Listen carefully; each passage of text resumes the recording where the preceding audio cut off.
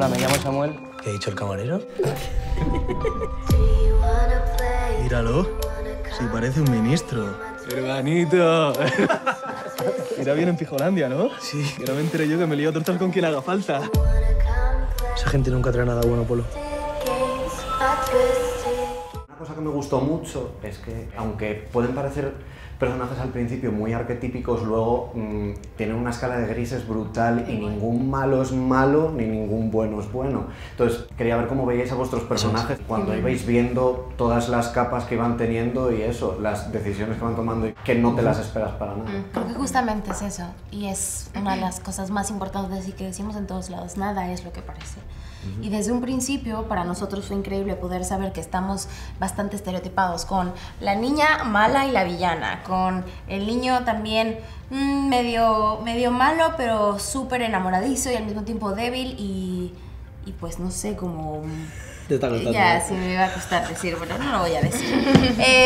Y bueno, pues este estereotipo también de cuando uno entra en la religión y el racismo que tenemos hacia eso y cómo de verdad tenemos que aprender también a la equidad y a la cultura.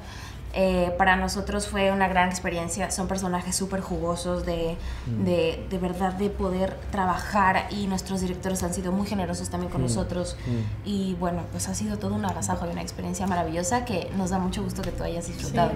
Fue un juego, me gusta eso lo de arquetípicos, porque luego no son arquetípicos, pero fue un juego salirte del arquetipo, porque no era un personaje escrito para ser arquetípico, entonces el interés era en te voy a demostrar que no tengo nada que ver con el arquetipo que tú crees que... Entonces ese es un poco el cómo cada uno va saliendo de su arquetipo, poco a poco se va quitando las máscaras y vamos viendo la esencia que de verdad les hace personas reales, genuinas y que hace la serie tan especial, ¿no? Que todos los personajes tienen un porqué hacer las cosas, tienen cosas que trascienden detrás la religión, el odio, el dinero, el racismo, son todo colores con los que se van jugando y a medida que este asesinato va tomando forma vamos viendo las verdaderas caras de estos personajes y ahí los arquetipos yo creo que se rompen bastante, que es algo bonito y es guay esta estrategia de arquetipo, salgo del arquetipo.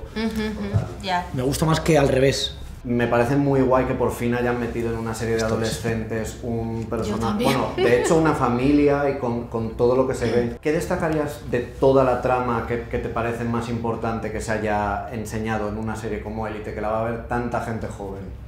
Realmente todo, o sea, todo lo que hay en la familia de Nadia, todo lo que no se ha visto en otros proyectos, en alguna película, serie, todo está ahí metido. Quiero decir, la relación de Nadia con su hermano es una relación de verdad verídica que puede tener en una familia musulmana, porque al final Omar le saca un año a Nadia, pero Omar hace lo que quiere, viene cuando quiere, no tiene que dar explicaciones a nadie. Nadia sí, ¿por qué? Porque es la mujer, porque es la chica adolescente que vive en una familia musulmana, no tiene que tener una visión propia, tiene que tener la visión que sus padres le han inculcado. En lo que creo que Nadia ahora, y me encanta, está empezando a responder sus propias preguntas, está empezando a encaminar su futuro, está empezando a entender, y esto me enorgullece sobre todo cuando aparece Guzmán. O sea, Nadia al conocer a Guzmán conoce unas sensaciones y unas emociones que en su vida había conocido. El deseo, el sentir esa sensualidad, esa atracción hacia una persona encima que no es de su misma cultura ni de su misma religión. Entonces son preguntas tras preguntas que ella misma se tiene que ir contestando y no le vale ahora mismo lo que le han enseñado en su casa. No quiere eso.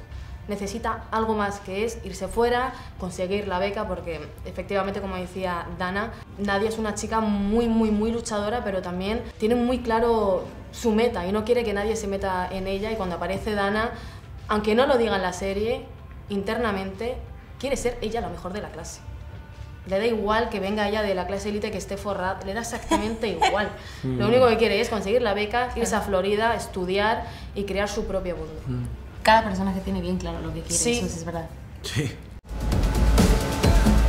Esto no es un puto juego.